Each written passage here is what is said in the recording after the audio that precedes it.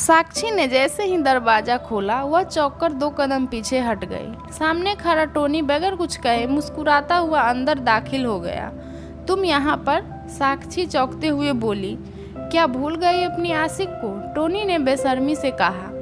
भूल जाओ उन बातों को, मेरी जिंदगी में जहर मत घोलो। साक्षी रोते हुए बोली। चिंता मत करो, मैं तुम्हें ज़्यादा तंग नहीं करूँगा। लो यह देख लो।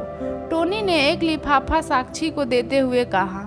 साक्षी ने लिफाफे से तस्वीर निकालकर देखा तो उसे लगा कि मानो आसमान टूट पड़ा हो। उन तस्वीरों में साक्षी और टोनी की सेक्सी पोज थे। यह अलग बात थी कि साक्षी ने टोनी के साथ कभी भी ऐसा वैसा कुछ नहीं किया था। यह सब क्या है? साक्षी घबराई और डरकर बोली। बस छोटा सा नजराना। क्या चाहते हो तुम? साक्षी ने कांपते हुए पूछा। ज़्यादा नहीं, बस 1 लाख रुपया दे दो, फिर तुम्हारी छुट्टी। टोनी बेशर्मी से बोला। लेकिन यह फोटो तो झूठी है, ऐसे तो मैंने किया नहीं था। जाने मन यह फोटो देखकर इसे कोई झूठा नहीं बता सकता। तुम इतने नीचे गिर जाओगे यह मैंने सोचा नहीं था। आजकल सिर्फ पैसों का जमाना है जिसके लिए लोग अपना ईमान बेच देते हैं, टोनी ने बेशर्मी से कहा। साक्षी बुरी तरह घबरा गई। उसे यह भी डर था कि कहीं कोई आ न जाए, लेकिन वे दोनों ये नहीं जानते थे कि 2 आंखें बराबर उन पर टिकी हुई थी। साक्षी ने टोनी को भला बुरा कहकर 1 महीने का समय ले लिया। टोनी दरवाजे खोलकर बाहर निकल गया।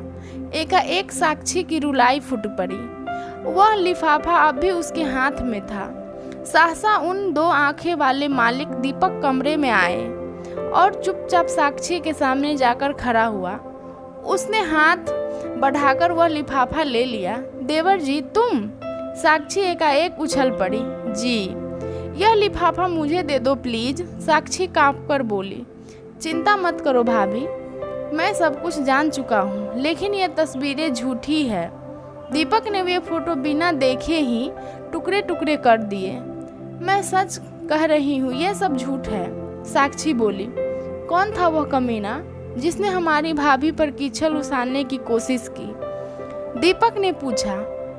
लेकिन चिंता मत कीजिए भाभी, अगर उस कुत्ते से लड़ना होता तो यहीं पकड़ लेता, लेकिन मैं नहीं चाहता कि आप पर जरा भी बदनामी हो। दीपक का सहारा पाकर साक्षी ने हिचकिचाते हुए बताया। उसका नाम टोनी है, वह मेरे क्लास में पढ़ता था। उससे थोड़ी बहुत बोलचाल थी, लेकिन प्यार कतई नहीं था। उसका पता भी बता दीजिए। लेकिन तुम करना क्या चाहते हो? मैं अपनी भाभी को बदनामी से बचाना चाहता हूँ। तुम उसका क्या करोगे? उसका मुरब्बा तो नहीं बना सकता, लेकिन उसका अचार तो जरूर बना डालूंगा। तुम उस बदमाश के चक्कर में मत पड़ो, मुझे मेरे हाल पे छोड़ दो। लेकिन दीपक के दबाव डालने पर साक्षी ने टोनी का पता बता ही दिया। पता जानने के बाद दीपक तेज कदमों से बाहर निकल गया। दीपक को टोनी का घर ढूंढने में ज़्यादा समय नहीं लगा। घर में ही टोनी का छोटा सा फोटोग्राफी का एक दुकान था। दीपक ने पता किया कि टोनी की 3 बहनें और विधवा माँ है। दीपक ने फोटो खिंचवाने के बहाने टोनी से दोस्ती कर ली और दिल खोलकर खर्च करने लगा। उसने टोनी की एक बहन ज्योति को अपने प्यार के जाल में फंसा लिया। एक दिन मौका पाकर दीपक और ज्योति पार्क में मिले और शाम तक मस्ती करते रहे। उस दिन टोनी अपनी दुकान पर अकेले ही बैठा था। तभी दीपक की मोटरसाइकिल वहां आ रुकी। दीपक को देखते ही टोनी का चेहरा खिल उठा। उसने खुश होते हुए कहा, आओ दीपक, मैं तुम्हें को याद कर रहा था। तुमने याद किया और हम हाजिर। हुक्म करो, दीपक ने स्टाइल से कहा। बैठो यार, क्या कहूँ, शर्म आती है। बेहिचक बोलो, क्या बात है? क्या तुम मेरी कुछ मदद कर सकते हो? बोलो तो सही, क्या बात है? मुझे 5000 रुपये की ज़रूरत है, कुछ खास काम है, टोनी हिचकिचाते हुए बोला। बस इतनी सी बात, अभी लेकर आता हूँ, दीपक बोला और 1 घंटे में ही उसे 5000 की गड्डी लाकर दे दी। टोनी दीपक के एहसान में दब गया। कुछ दिन बाद ज्योति की हालत खराब होने लगी, उसे उल्टियाँ होने लगी। जांच कराने के बाद डॉक्टर ने बताया कि वह मां बनने वाली है। यह सुनकर सब हैरान हो गए। ज्योति की मां ने रोना शुरू कर दिया। लेकिन टोनी गुस्से से ज्योति को मारने दौड़ पड़ा। ज्योति लपक कर बड़ी बहन के पीछे छिप गई। बता कौन है वह कमीना जिसके साथ तूने मुंह काला किया? टोनी ने सख्त लहजे में पूछा। ज्योति सुबक रही थी। उसकी माँ और बहनें रोई जा रही थी और टोनी गुस्से में न जाने क्या क्या बके जा रहा था। काफी दबाव डालने के बाद ज्योति ने बताया कि इसका बाप दीपक है। यह सुनकर सब हैरान रह गया। टोनी भी एकाएक ढीला पड़ गया। दीपक को घर बुलाकर बात की गई, लेकिन वह साफ मुकर गया और उसने शादी करने से इनकार कर दिया। एक पल के लिए टोनी को गुस्सा आ गया और वह गुर्राकर बोला, अगर मेरी बहन का जिंदगी बर्बाद किया तो मैं तुम्हारा खून पी जाऊंगा। तुम्हारा क्या ख्याल है कि मैंने चूड़ियां पहन रखी है? दीपक ने सख्त लहजे में बोला। तुमने हमसे किस जन्म का बदला लिया है? टोनी की माँ रोते हुए बोली। आप जरा चुप रहिए माँ जी, पहले इस खलीफा से निपट लूं, दीपक ने कहा और टोनी को घूरने लगा। टोनी ने पैतरा बदलकर हाथ जोड़कर बोला, मैं तुम्हारे आगे हाथ जोड़ता हूँ दीपक, मेरी बहन से शादी कर लो। तुम किस गलत फहमी के शिकार हो रहे हो? दीपक बोला। देखो दीपक, मेरी बहन से शादी कर लो, तुम जो कहोगे मैं करने के लिए तैयार हूँ। टोनी हार कर बोला। तुम क्या कर सकते हो भला? तुम जो कहोगे मैं वही करूँगा। टोनी गिड़गिड़ाकर बोला। अपनी इज्जत पर आँच आई तो कितना तड़प रहे हो? क्या दूसरों की इज्जत नहीं होती? दीपक शांत होकर बोला। क्या मतलब है तुम्हारा? टोनी बुरी तरह चौंका। अपने गिरबान में झांक कर देखो टोनी, सब मालूम हो जाएगा। एकाएक दीपक का लहजा बदल गया।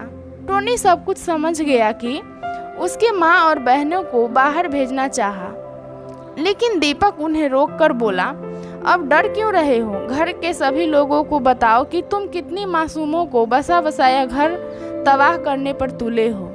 तुम कौन हो? टोनी हैरत से बोला। तुम मेरी बात पर फटाफट जवाब दो वरना मैं चला। दीपक जाने के लिए लपका। लेकिन मैंने किसी की जिंदगी बर्बाद तो नहीं की, टोनी अटकते हुए बोला। मगर करने पर तो तुले हो। यह सच है, लेकिन तुमने आज मेरी आंखें खोल दी दोस्त। आज मुझे एहसास हुआ कि पैसे से ज़्यादा प्यारी इज्जत होती है, टोनी बुझी आवाज़ में बोला। दीपक के होठों पर मुस्कुराहट नाच उठी। ज्योति भी मुस्कुराने लगी। अब क्या इरादा है प्यारे? दीपक ने पूछा। वह सब झूठ था, मैं कसम खाता हूँ कि सारे फोटो और नेगेटिव जला दूंगा, टोनी ने कहा। यह अच्छा काम अभी और सबके सामने करो, दीपक ने कहा। टोनी ने पेट्रोल डालकर सारे गंदे फोटो और निगेटिव जला डाले और दीपक से बोला, माफ़ करना दोस्त, मैंने लालच में पड़कर लखपति बनने का यह रास्ता अपना लिया था। माफ़ी मुझसे नहीं, पहले अपनी माँ से मांगो, फिर मेरी माँ से मांगना। तुम्हारी माँ? हाँ, साक्षी यानी मेरी भाभी माँ। वह माफ़ कर देगी तो मैं भी तुझे माफ़ कर दूंगा, दीपक बोला। मंजूर है, लेकिन मेरी बहन, इसका फैसला भी भाभी ही करेगी। साक्षी के पैर पकड़कर माफ़ी मांगते हुए टोनी बोला, आज से आप मेरी बहरी बहन हैं। चला तो चाल चलने, लेकिन आपके इस होशियार देवर ने ऐसी चाल चली कि नहले पे दहला मारकर मुझे ही चित कर दिया।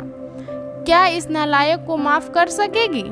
साक्षी ने गर्व से देवर की ओर देखा और टोनी से कहा, फिर कभी ऐसी जलील हरकत मत करना।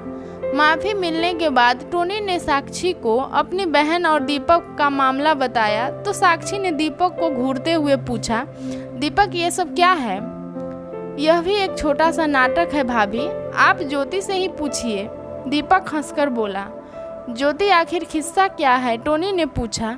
भैया, मैं भी सब कुछ जान गई थी। आपको सही रास्ते पे लाने के लिए मैंने और दीपक ने ये नाटक किया था और इसमें डॉक्टर भी शामिल था, ज्योति ने हंसते हुए बताया।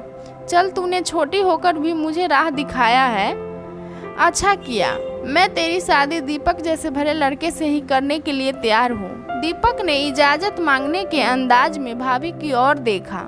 साक्षी ने ज्योति को खींचकर अपने गले से लगा लिया। ज्योति की भी माँ को ये रिश्ता मंजूर था।